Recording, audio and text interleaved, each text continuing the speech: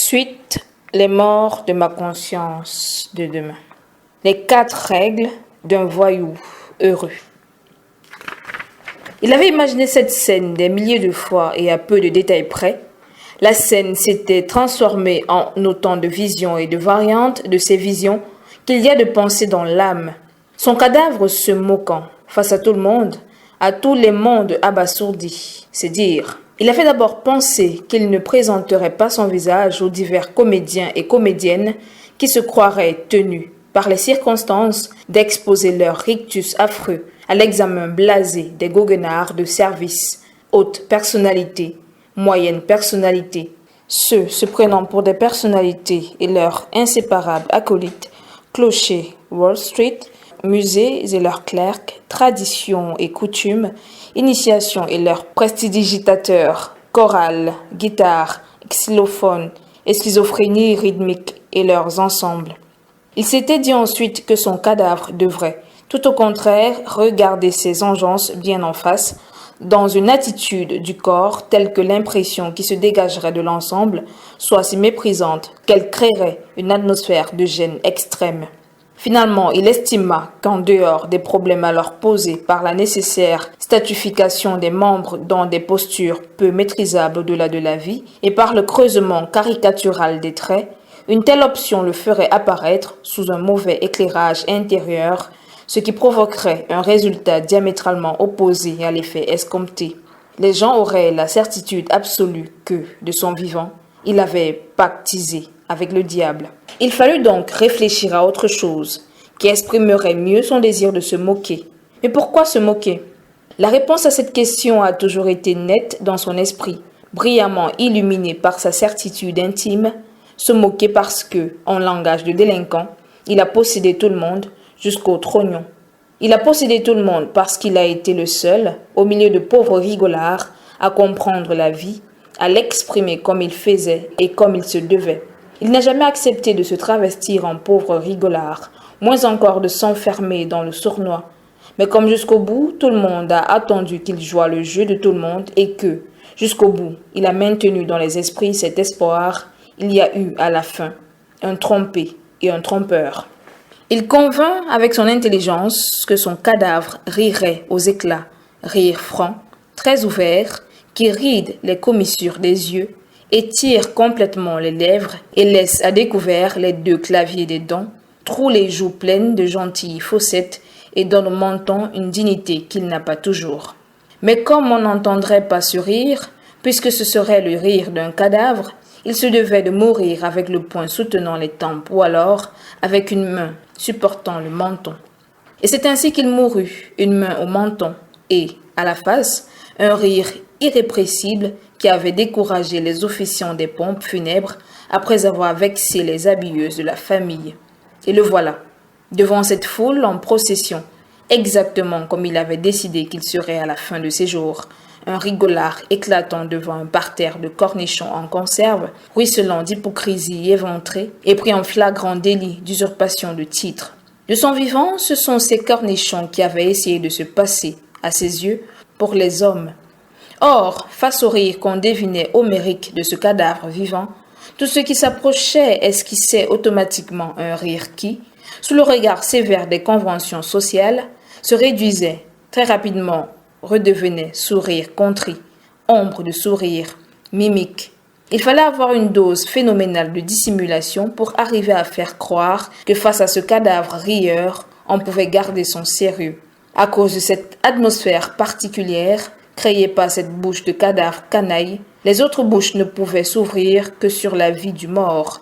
À haute voix, à voix basse, en chuchotant à 2 ou à plusieurs, on n'évoquait plus que les faits marquants du disparu, des faits qu'on ne voyait plus qu'à partir d'une certaine ouverture, celle imposée aux mémoires par ce rire voyou. Voyou, il l'avait été, mais pas dans le sens où l'entendent les hommes de la pègre et les redresseurs de tort, leurs adversaires déclarés. Voyou dans le sens où l'entendent plutôt l'homme policé et la femme du monde maniérée et prime sautière. Voyou selon la prescription contenue dans le sermon du curé, c'est-à-dire l'homme sans foi ni loi, même s'il vit dans la foi et si, apparemment, il respecte la loi. Indécrottable voyou, car toute sa vie durant, il s'est servi sans vergogne et de la loi et de la foi au profit de ses seuls intérêts bien compris.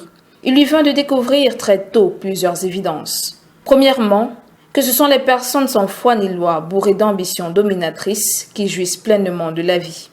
Deuxièmement, que le monde des hommes d'aujourd'hui se compose d'une part de rapaces à plumes de colombe, d'autre part de colombes à plumes et à voix de vautour ou de corbeau.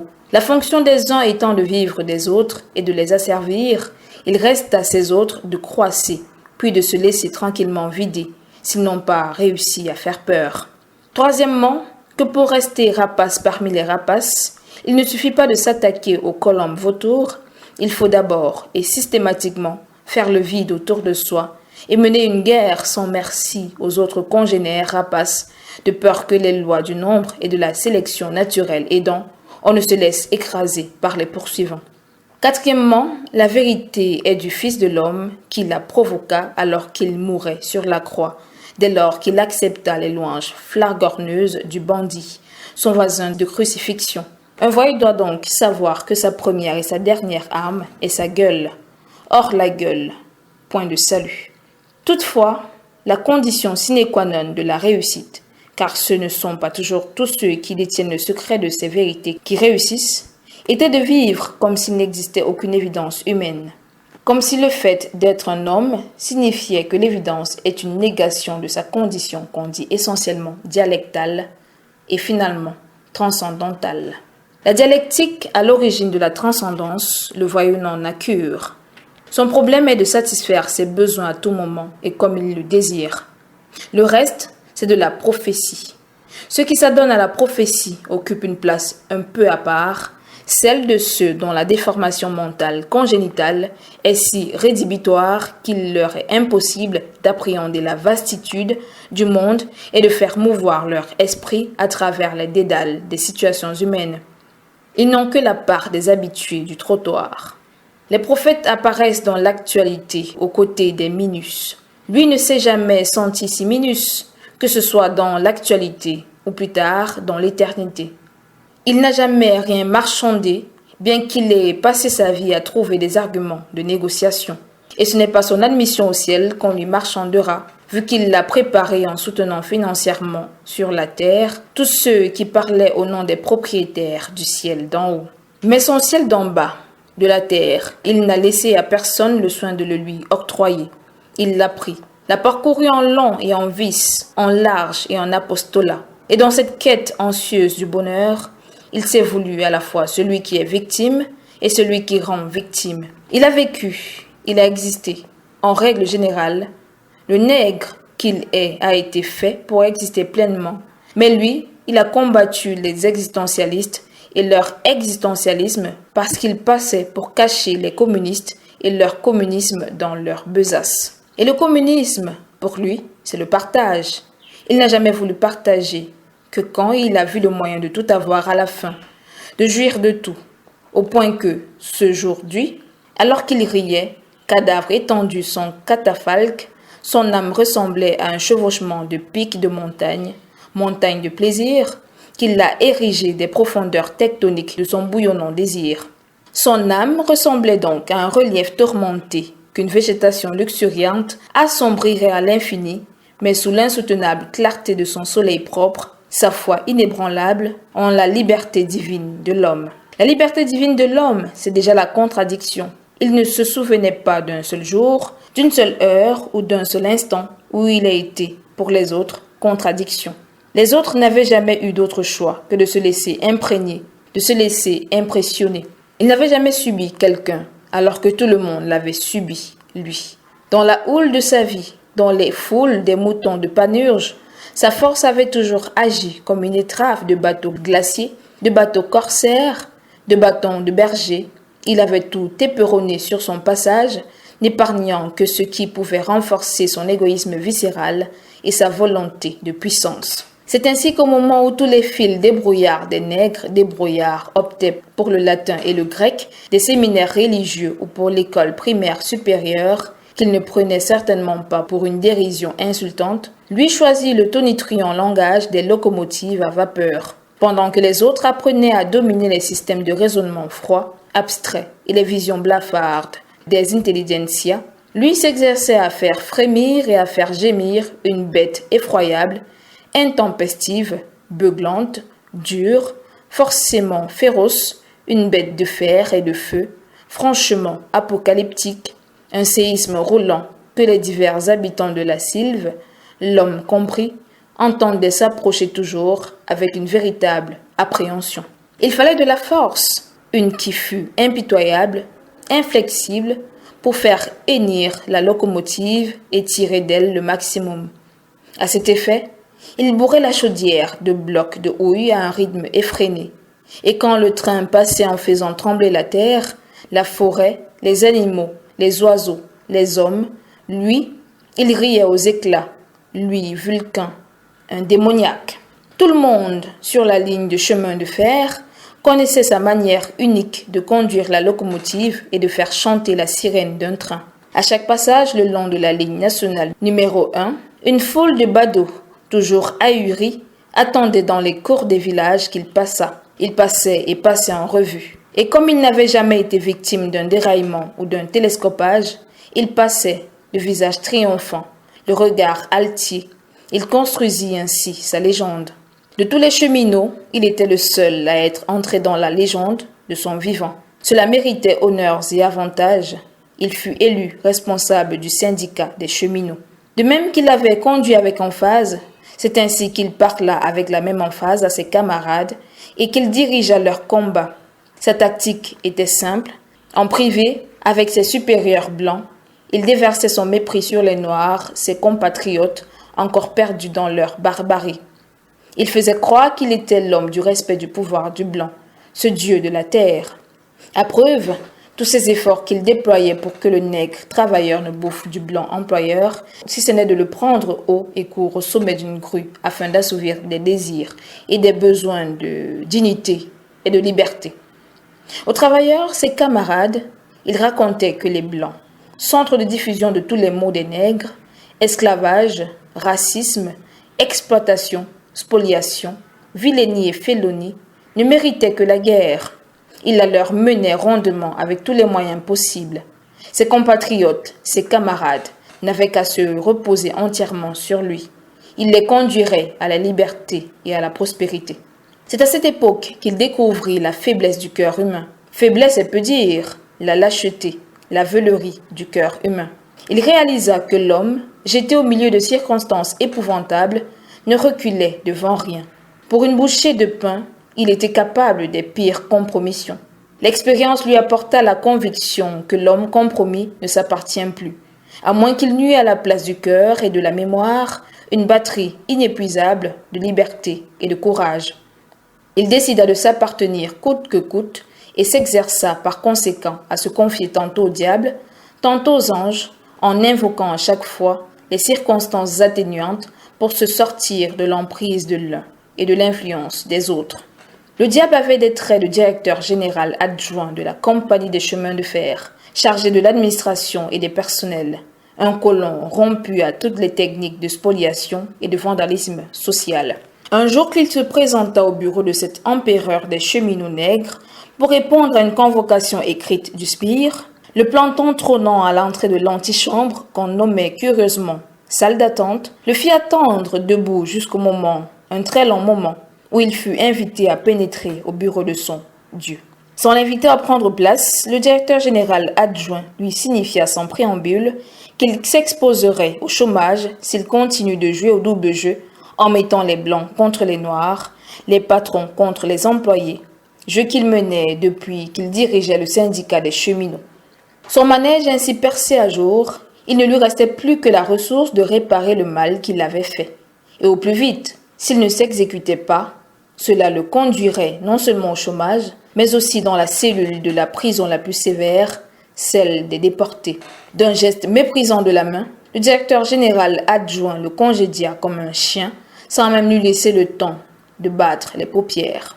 L'étoile filante des rails tourna comme à contre-cœur ses talons, et exactement comme un chien battu fuyant les coups de son maître, il se dirigea vers la porte qu'il ouvrit en hésitant.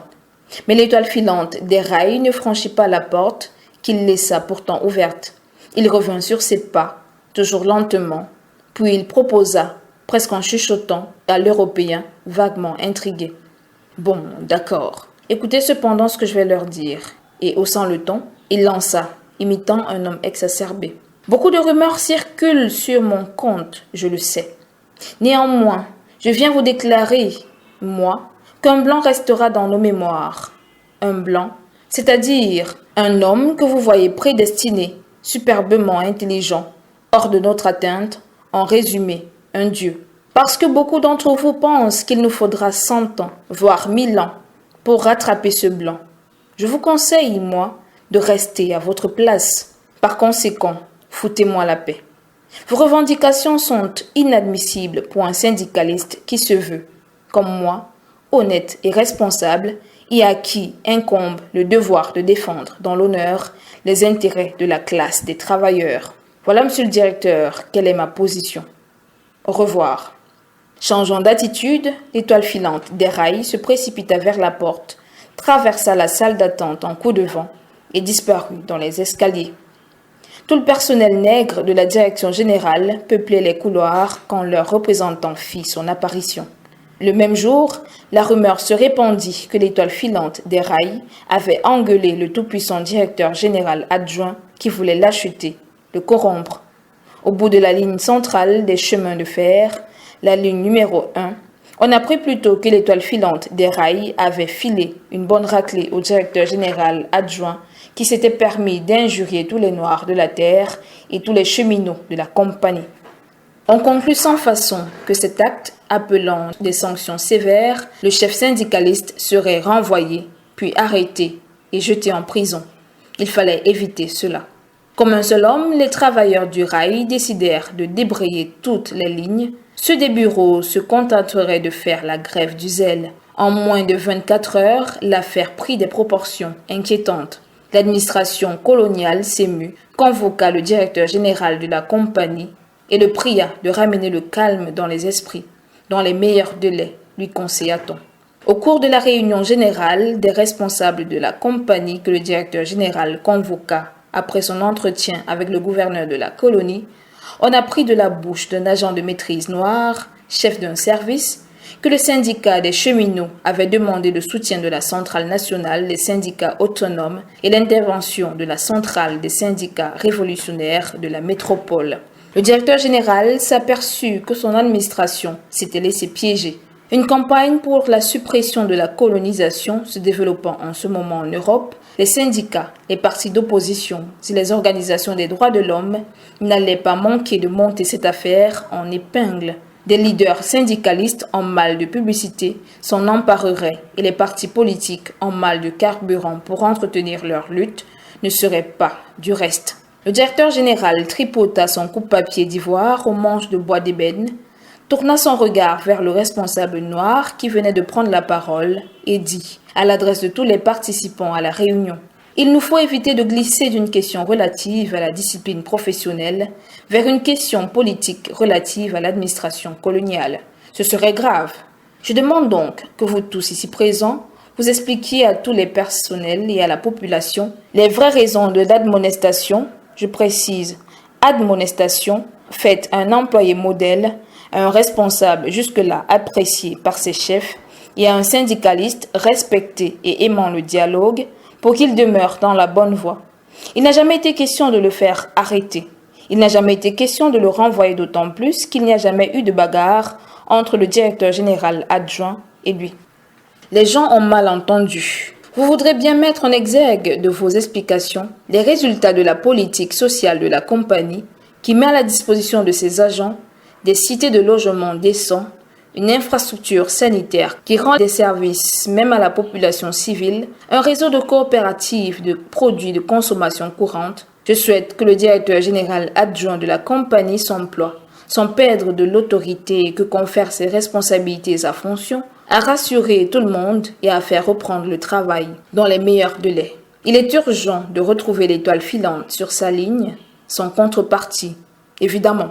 Tout fut ainsi dit, qui ne régla rien.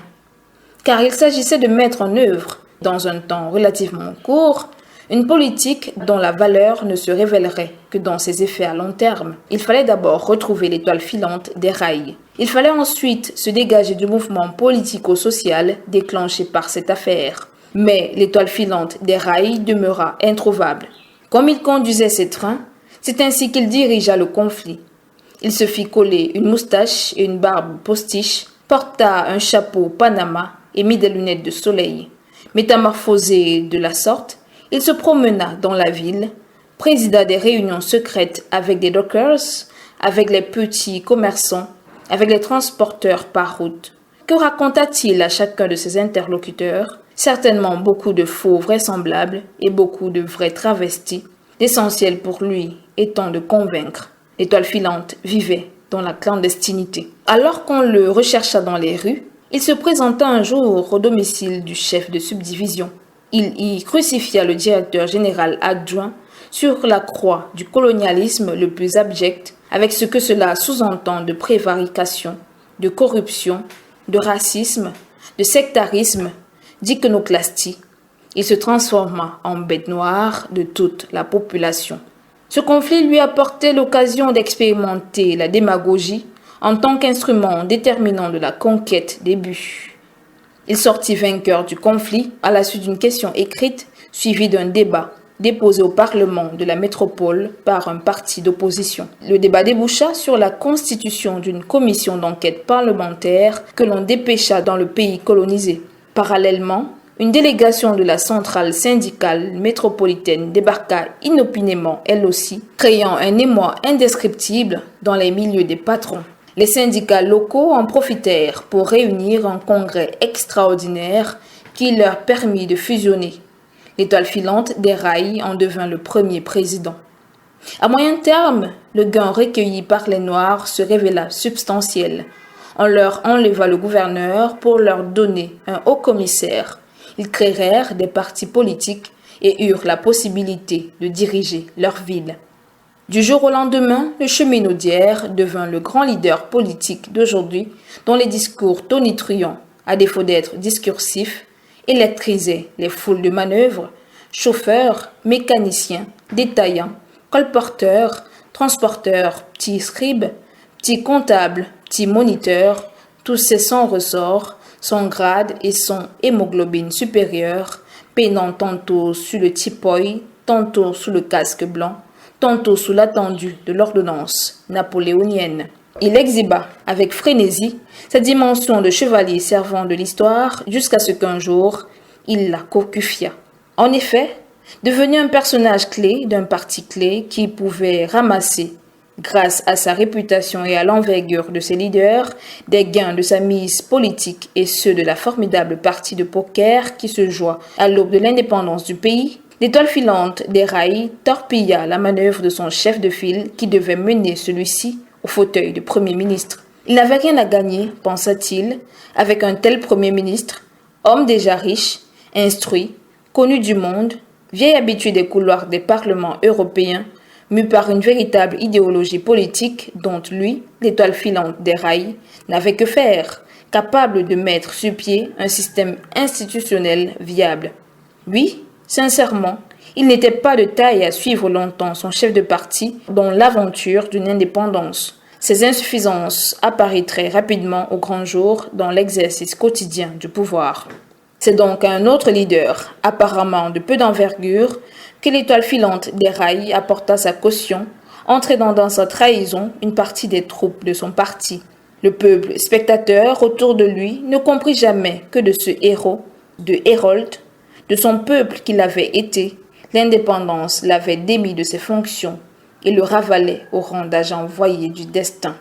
L'intéressé lui-même avait-il compris à temps que la scène n'était plus la même, que l'acte à jouer avait changé, que les personnages avaient évolué, qu'une nouvelle comédie exigeant pour l'interpréter, de nouvelles aptitudes s'imposaient? Toujours est-il qu'on le vit dans la locomotive du pays, alimentant à sa manière impayable les chaudières politiques et sociales. Cadavre rigolant, rigolard, voilà qu'il se foutait, une fois encore, de tout le monde, de tous les mondes, comme un in vitam aeternam, et par-delà la pauvre matière. Au fait, Il n'avait jamais été qu'un sacré voyou, un voyou, heureux.